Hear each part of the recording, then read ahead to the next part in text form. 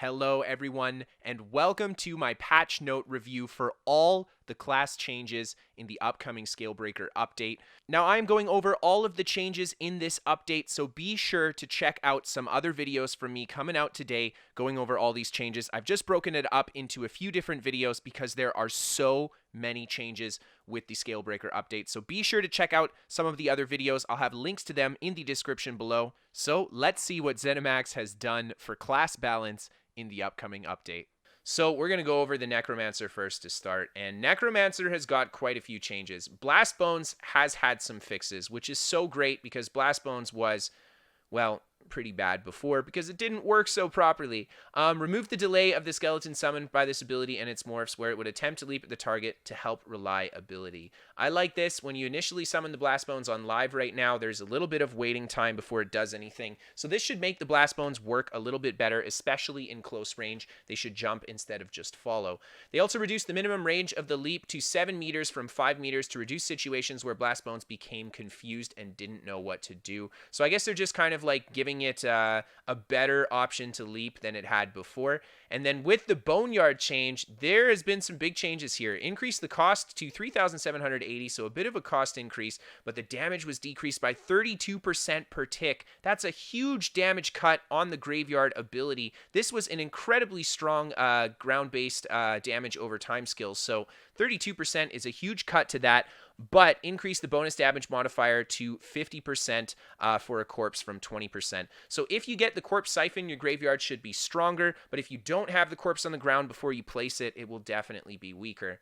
The Pestilent Colossus has also been fixed so that the damage is a little bit less. It should result in about a 5% damage reduction on the Pestilent Colossus morph. The Skeletal Mage has been drastically increased in price. 4,320 Magicka for the Skeletal Mage, and I'm going to assume both morphs of this are going to be much more expensive now, but the damage has been increased drastically as well by 90%. So the summoned pets, honestly, man, I think ZeniMax needs to be a little careful with making pet damage too strong, especially from the Necromancer. Their pets can't be attacked. The only pet you can attack is Blast Bones. If they make the Archer and the Mage deal too much damage, I think it could be pretty bad in the long run, but well, we'll see how this plays out. We'll have to get on the live server to test it out, but yeah. The Archer's base damage no longer ranks up by 1.1% per rank, and the bonus damage that the Archer does has also been reduced to a maximum of 10% bonus damage per attack. So there we go. Now, the Shocking Siphon has also been changed. The siphons on Necromancer actually have been changed quite a bit. No siphons cost resource anymore. So the Shocking Siphon is now free. This was one of the big things that I didn't like about these abilities, was that they were very hard to use in PvP, and then on top of it, they had cost as well. And even if they were restoring resource, the cost of the ability itself usually didn't justify the resource return because you'd line of sight the tether anyway. So I like that this is free now because it allows you to actually use your corpses much more effectively and get a lot more out of your Necro. The ability and its morphs will now update their hitbox when fighting large enemies. Okay, that's a PvE thing more than anything. And on top of it no longer having a cost, this now scales off your highest offensive stats regardless of what morph you pick. This is really nice. I like this a lot. Yeah, that's all I can say. I like this a lot. It gives you a lot more options with your Necromancer. You get a lot more skill selection. And of course, it just makes this ability better to use. And they decrease the damage per tick by approximately 14%. I think that's fair. This was a very strong dot. Now, the Mystic Siphon morph, the one that restores Magicka, is going to restore about half the Magicka that it used to. And because the ability's free, I think this is totally appropriate. Now, the Bone Tyrant, we've had some Bitter Harvest changes as well. The Bitter Harvest has had an increase in its healing power, and the heal has been made a little bit snappier, so there's less delay when it starts on you. I like this. To be honest, Bitter Harvest is a very good skill, especially if you morph it to the one that gives you major protection. The increased healing power on it maybe isn't the best idea, and I only say this because it's a really good heal. It's every 1 second. Bitter Harvest is better than most heal over times when you're playing a damage build and don't have a huge HP value, even though it's a hit point based heal. So if you have a pretty decent hit point pool, Bitter Harvest is a very strong heal over time, and if you're running a full pet Necro, you can keep it up very often as well. So there we go. The Bone Goliath has also been fixed so that you don't get stuck in your Bone Goliath transformation, but no changes past the previous changes to the Necro Bash. Living Death, Render Flesh has been fixed so that your Shadow Befoul points won't make you reduce your own healing power even further. That's just a kind of nice quality of life there.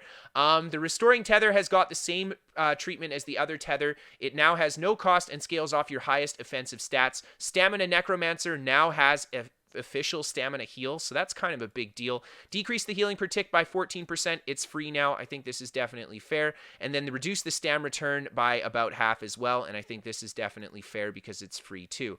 Now, the Spirit Mender has got some pretty big treatment here as well. Increase the cost of this ability and its morphs to 4,300 from 2,400, and increase the healing per tick by approximately 90%.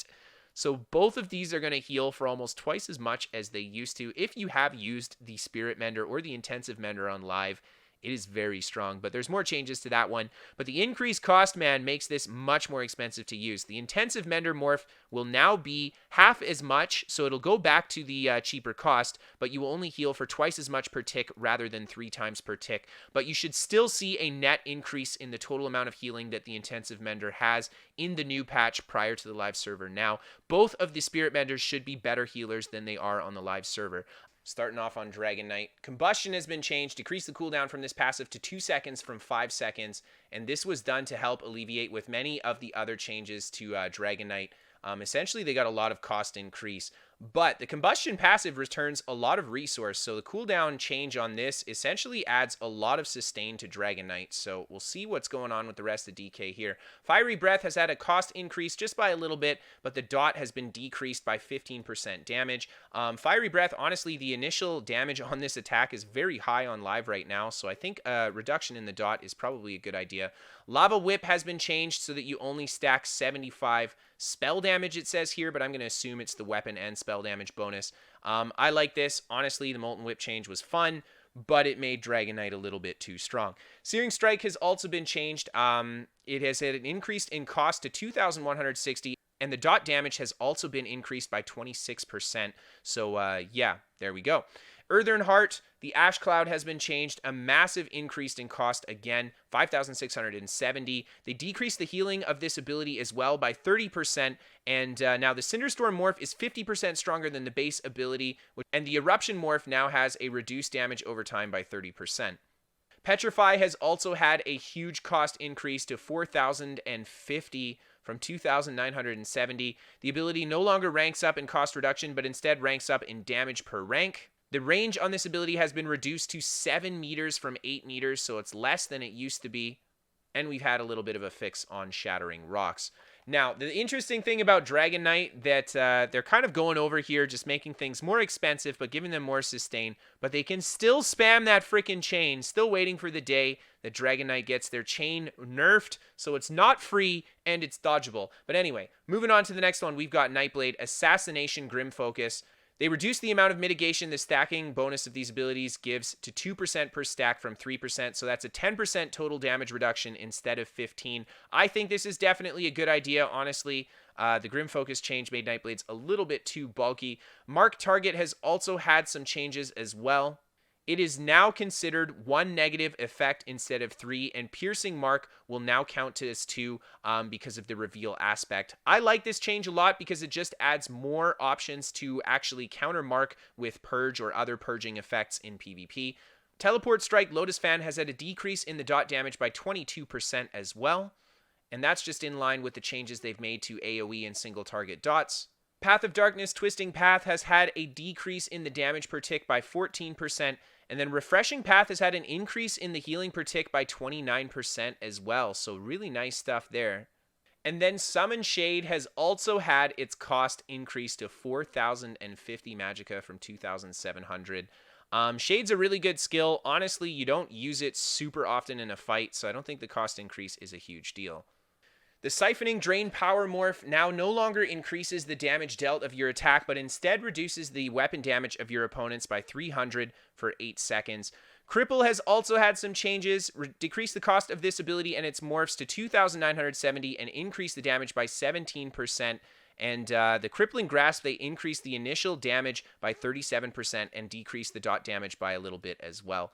So no super huge changes to Nightblade, just a little bit of cost adjustment there. Sorcerer, Crystal Shard, decrease the base cost of this ability to 2,900 and decrease the damage by 10%. They're always making changes to Crystal Shards. And then Crystal Fragments, however, is making up for that damage loss by getting a little bit more damage. 33% more damage when you get the proc versus the 20% that we used to have.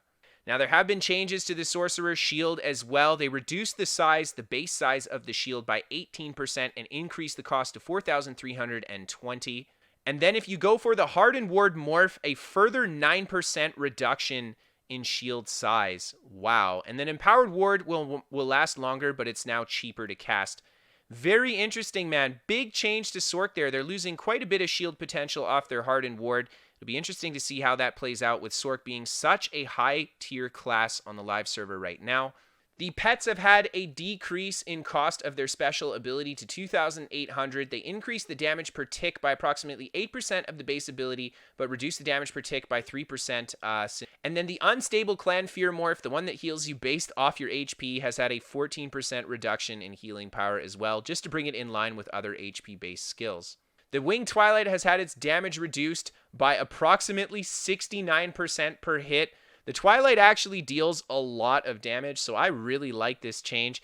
And they also reduced the damage that the Twilight Tormentor's ability does as well.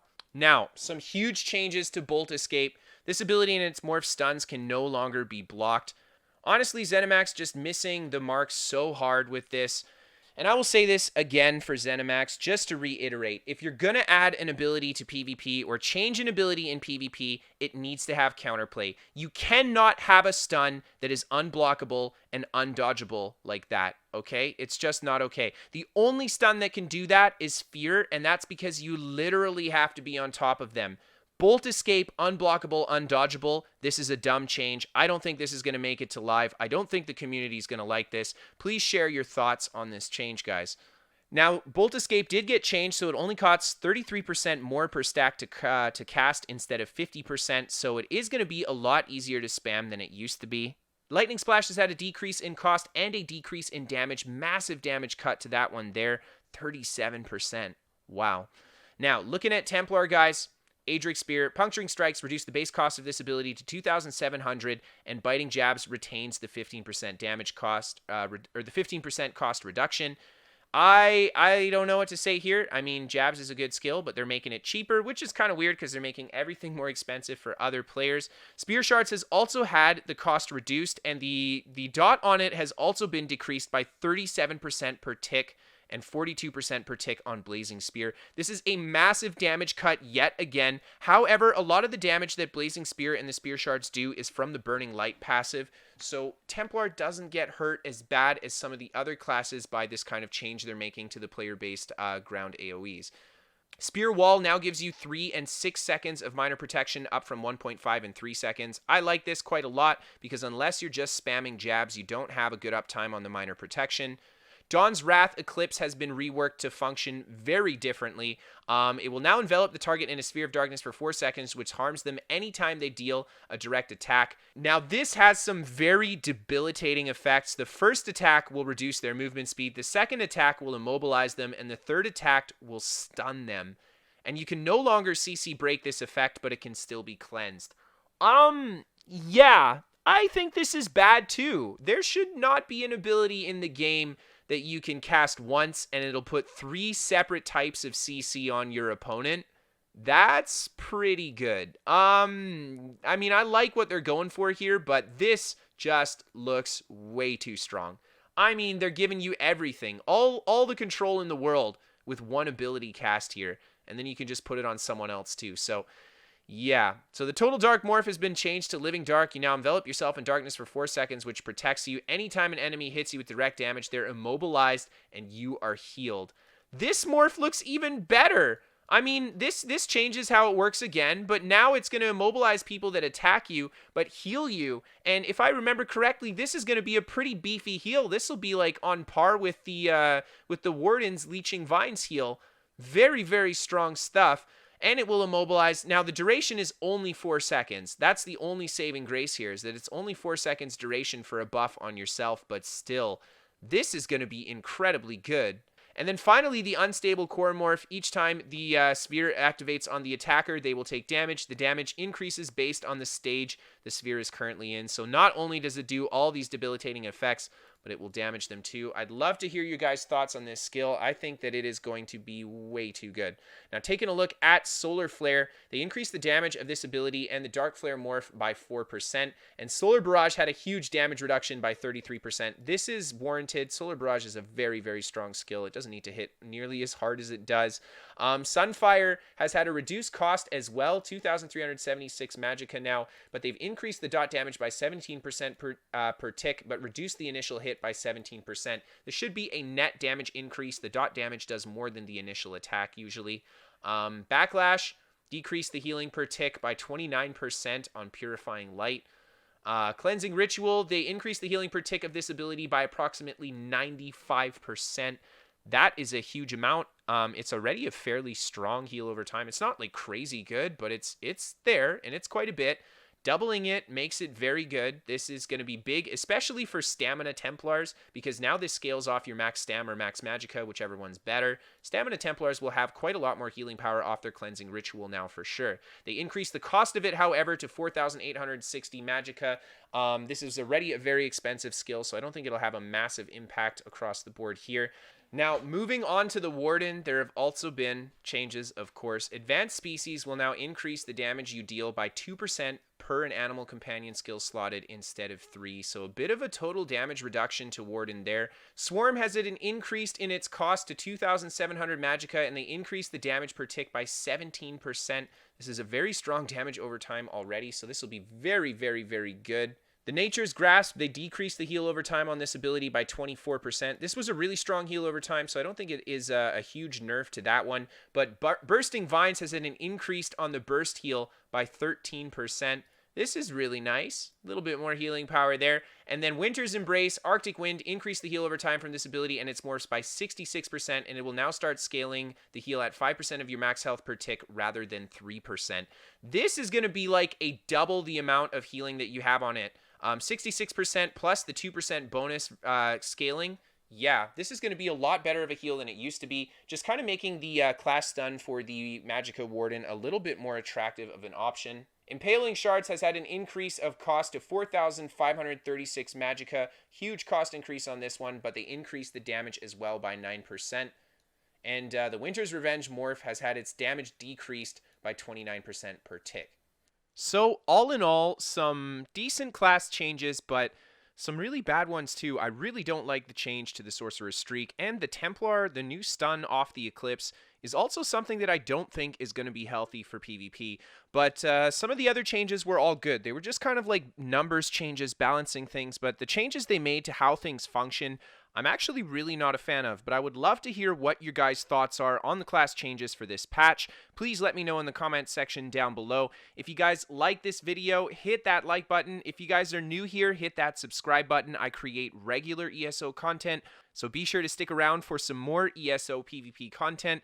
We feature top 5s as well as builds on the channel, so if you guys are interested in sending in your own footage for it or sending in a build, you can send it to KristoferESO@hotmail.com. More information down in the description below.